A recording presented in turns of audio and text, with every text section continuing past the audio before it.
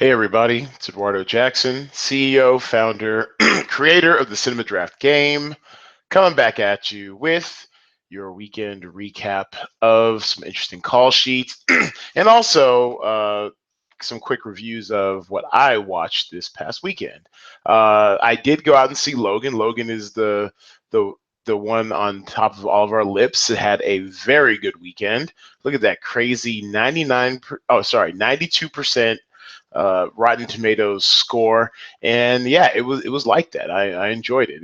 It's a good time at the movies. So check out Logan if you get a chance. It's people are saying it's probably one of the best superhero movies out, or in our superhero movie era. It's probably one of the best superhero movies that we've seen, and I'd come close to agreeing. It's a different type of movie. It's part road trip, part bonding movie. Definitely an action movie, and it's a hard R. A lot of blood, a lot of cursing, which is great.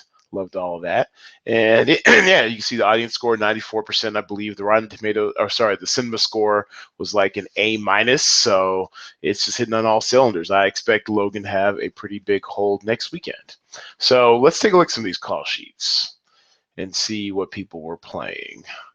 So, and also, we already do have a new weekend up.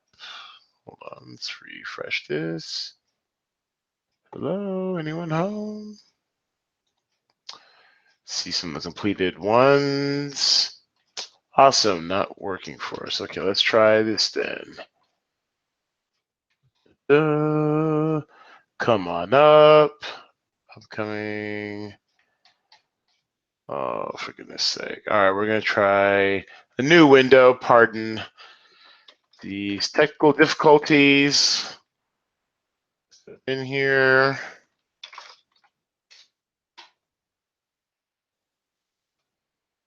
Something going on with my cache. Bear with us. There we go. All right. So, as you can see, we have the new talent pool up. Pops off at 10 p.m. Thursday Pacific time. Theater lock is 6 p.m. Thursday Pacific time, so make sure you check that out. And we'll come back to that in a minute. And let's take a look at some of the interesting call sheets from the feature presentation. This week, back-to-back champion once again is Kelly. Way to go, Kelly. One of our favorites here on the pod. We love the way her mind thinks. As you know, she's married to Jaybird, one of the OGs back in our spreadsheet days. We were testing the game out pre-website. She's picked up the game and run with it. Congratulations on the winning call sheet and also call sheet of the week. I do believe her 398.57 is the highest scoring call sheet of the week. And let's take a look at how she did it. Of course, in order to have a shot in this game, you had to have 3 Logan. So she had the headliner stack of Logan plus the cheapest Logan actor, Doris Morgado. She had and the differentiator here for her. So she had a 5-pack of a United Kingdom, which I thought was pretty gutsy, only because you had to do a Stars and Scrub strategy. That's what was going on this week. It was definitely a Stars and Scrub week because Logan was going to suck up about 60% of your budget. But I guess I didn't have as much faith in a United Kingdom as other people did. She stacked 5 of them, 4 $5,000 actors plus Rosamund Pike. She was able to squeeze her in for a headliner at 5,400, and those 4 United Kingdoms. Non-headliners got her 6.30 points, and then Rosamund Pike as a headliner got her 8.82. But what really set her apart was getting Octavia Spencer as a headliner from The Shack, which got her 22.64 points, with costing only $9,000 in salary. And then her obligatory limited release type category was limited release type actor was Rooney Mara from Lion, a headliner at 5.96 points. So Lion really didn't burn up the box office this weekend, but this unique combination might just be the optimal call sheet for the week. I'm not sure, given our budget constraints, anyone could have come up with a better one. And as a result, Kelly, you are our call sheet of the week. Congratulations.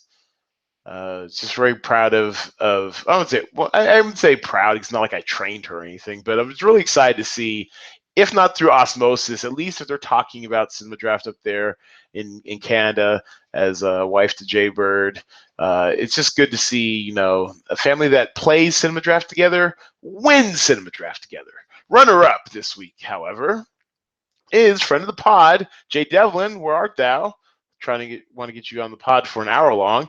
He came in second at just under 9 points behind at 389.6 points. And his call sheet had a similar construction as far as he had 3 Logans.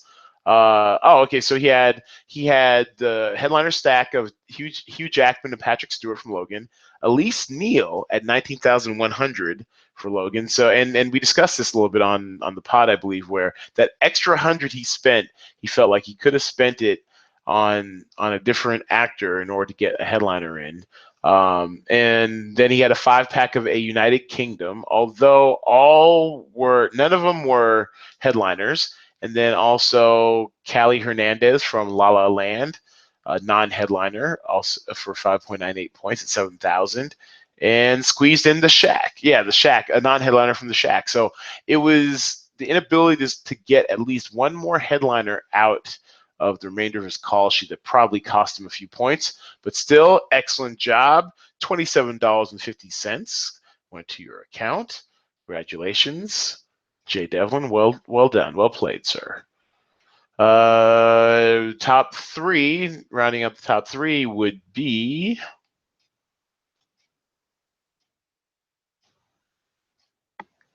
Ring Balls. Ring Balls has been steadily climbing up the charts week after week. I'm very excited by the progress Ring Balls has taken as a relatively newcomer to the game. Let's take a look at his call sheet. He scored 387.58 points, so just a little over 2 points behind Jay Devlin. And once again, he had the 3-pack of Logan, but this time he got the best value by getting Doris Morgado with her costing only 19,000. Also, he also went with the 5-pack of A United Kingdom, this time able to squeeze out both headliners from A United Kingdom, Rosamund Pike and David Oyelowo. Ooh, nailed it. From a United Kingdom.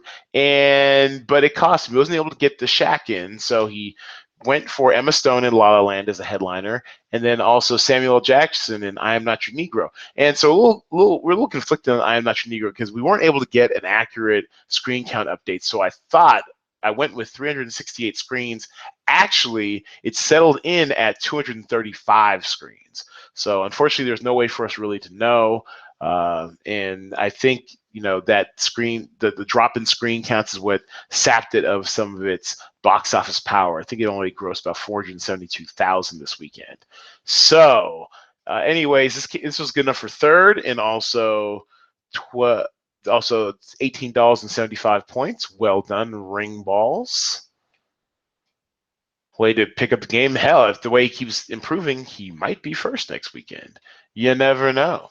Okay, so let's take a look at my call sheet, such as it was. So I came in a meager 7th, and my bold strategy with table 19 blew up in my face. So basically, I had the 3-pack of Logan with the Doris Morgado fashion. I had Samuel L. Jackson from I Am Not Your Negro. I had Emma Stone from La La Land, but and I tried to save money by doing a 5-pack of Table 19 with the headliner stack of Anna Kendrick and Craig Robinson, but it just wasn't meant to be. Table 19, it was limited release on 868 screens. Nobody saw this turkey. It only had 1.5 million-ish in gross for the weekend, so you get what you get. So that bold strategy, going heavy on Table 19 instead of, say, A United Kingdom in my Stars and Scrubs strategy, is what ultimately cost your boy. Okay. So, we're just going to lick our wounds on that one and keep it moving. One other interesting call sheet this week. Cornell West Side came in 11th, took a dive this week. Sorry about that. Better luck next week. Who like let's encourage another newcomer. Smart Ash. She had a pretty good week last week. This week was not too bad either. She earned $15 overall. She had a 3-pack of Logan with the most popular 3-pack with Doris Morgado and Patrick Stewart, Hugh Jackman in the headliners.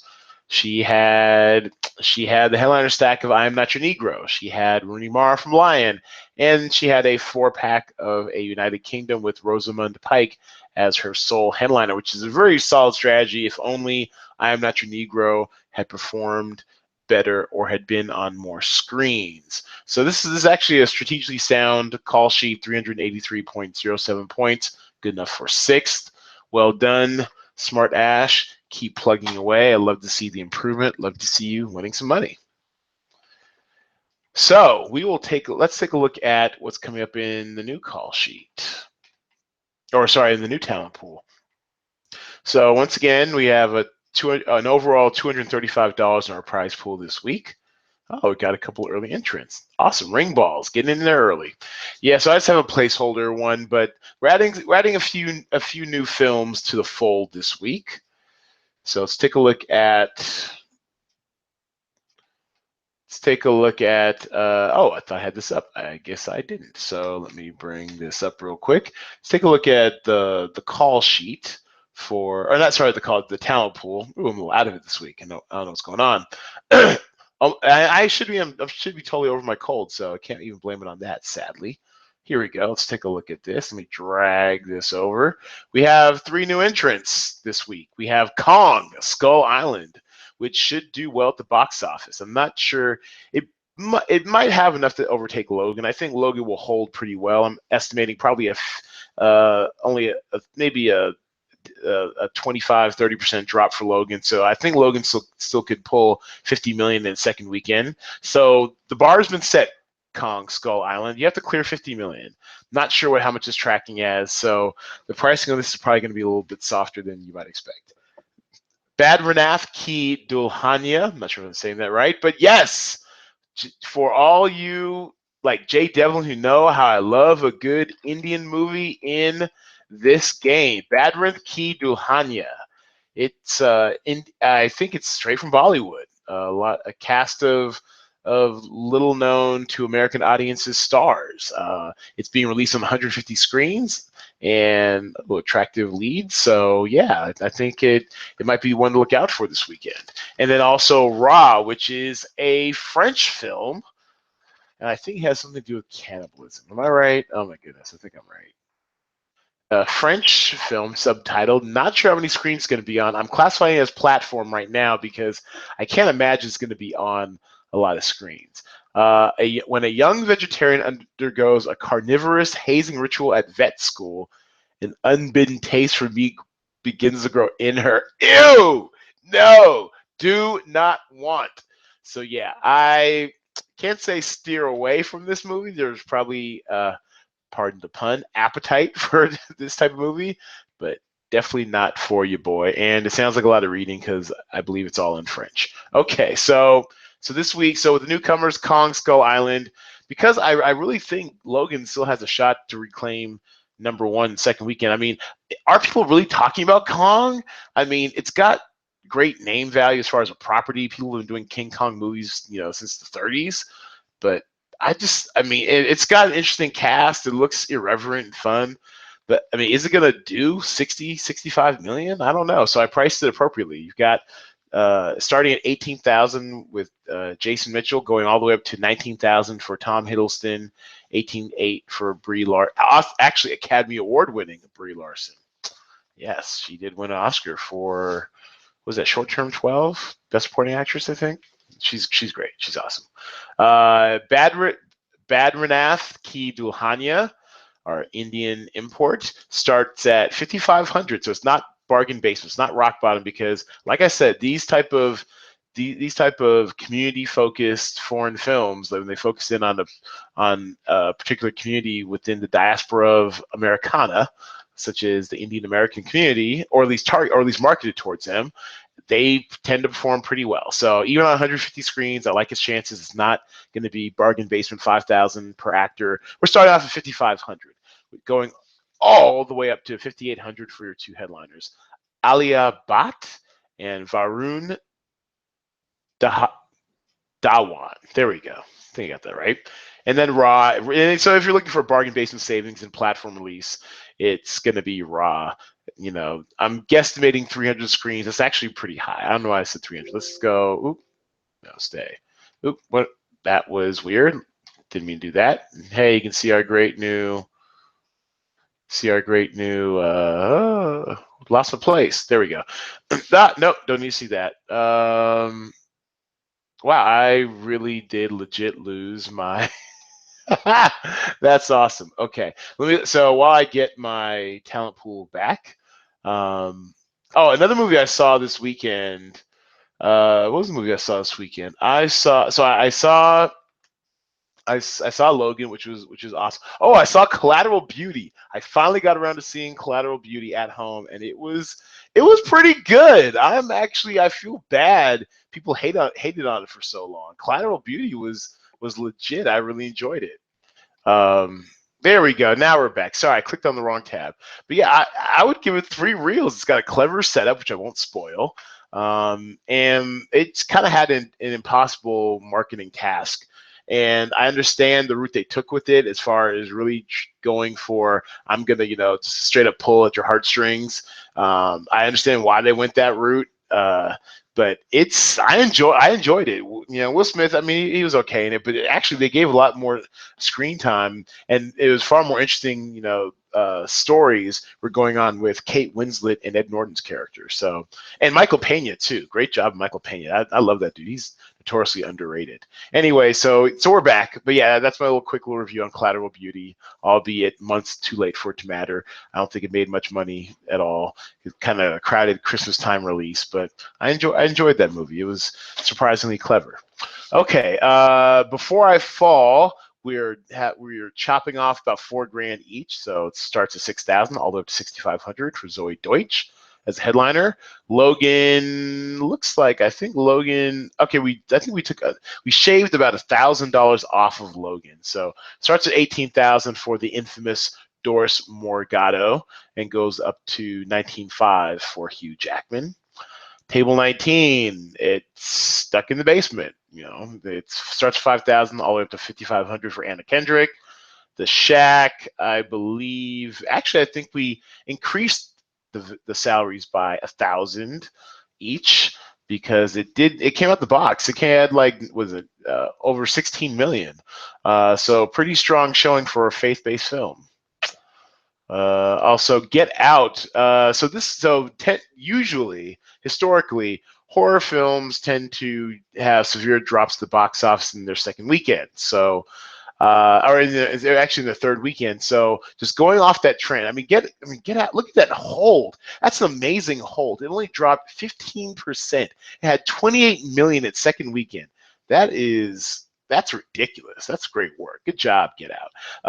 Let's face it, the word is out. People love this movie.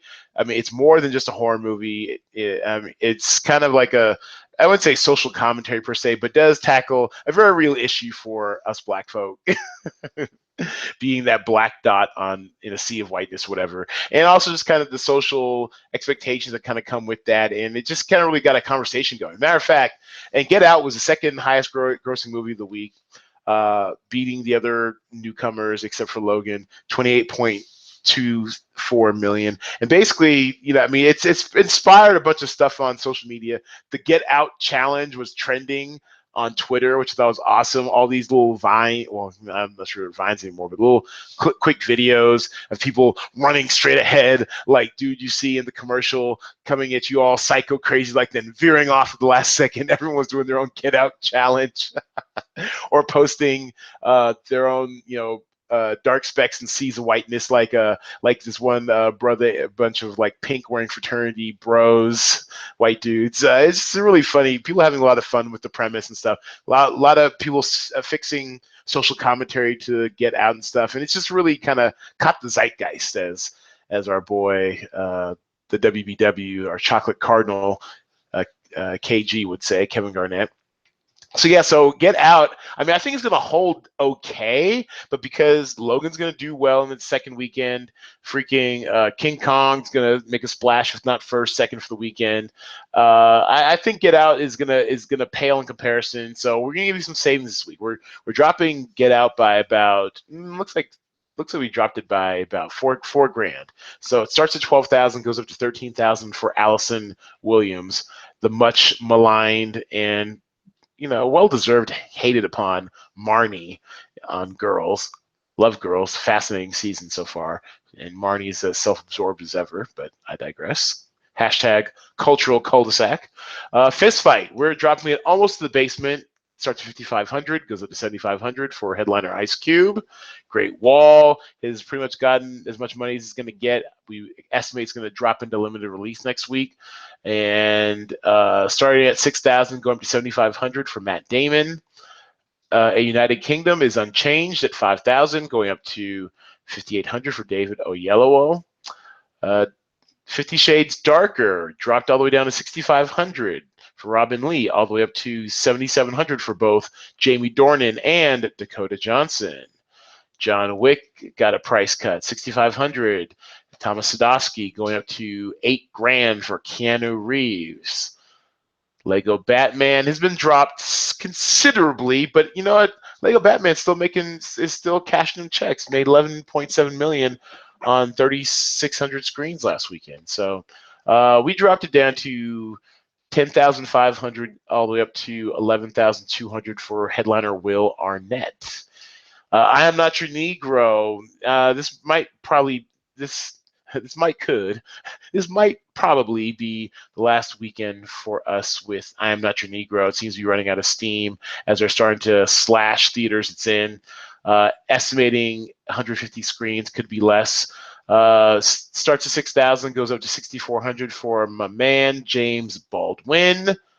Split is losing steam, 5,800 up to 7,300 for James McAvoy. Hidden Figures, 6,500 all the way up to 7,500 for Taraji P. Henson as your headliner. La La Land, 6,500 up to 7,300 for Emma Stone. Lion remains unchanged, 5,800 up to 6,600. And Moonlight, even though it had a pretty good weekend considering it was re-released. Well, I wasn't say re-released, but expanded its release to 1,500 screens last week. I imagine that won't sustain. I estimate 364 screen drop to 1,200. Starts at 6,000 for Jarrell Jerome, all the way up to Oscar-winning Mahershala Ali at 6,600. So that is your recap and your box office preview for all of you. Thanks so much for playing the Cinema Draft game. We appreciate it. Tell all your friends. Go to cinemadraft.co. That is cinemadraft.co to sign up for our beta or sign in. Follow us on social media. We are on everything from Facebook all the way through Medium, which is our corporate blog, where you can also find out fun features like the call sheet of the week, or the tournament results from this week, or see our podcast posted for your convenience all in one place, as well as the occasional movie review and also previews and other goodies to enhance your sweat. And we just really appreciate your support. Tell everybody, subscribe on iTunes, rate us on iTunes, or wherever you get your podcast from. And this week, while you're waiting, also giving you our podcast schedule. Once again, we should have our hour-long podcast. We may have a guest, we may not. It might just be me going off the top of my dome, or I could be talking to Draft Mom. I don't know. We're a little unpredictable this week. Next week, I do believe we should have the tripod in, so you can look forward to that. And I'll make a more concerted effort in bringing in guests or interesting material for our hour-longs moving forward. But thanks, everybody, for playing the game, telling your friends, staying engaged. I appreciate all of your support. Keep spreading the word. Let's start filling these suckers up so I can give you guys even more money. And this week, until we speak again, you know what to do. You know what I like saying. You know what one of my favorite pastimes is, and what I think everyone should do. Go see a movie or something.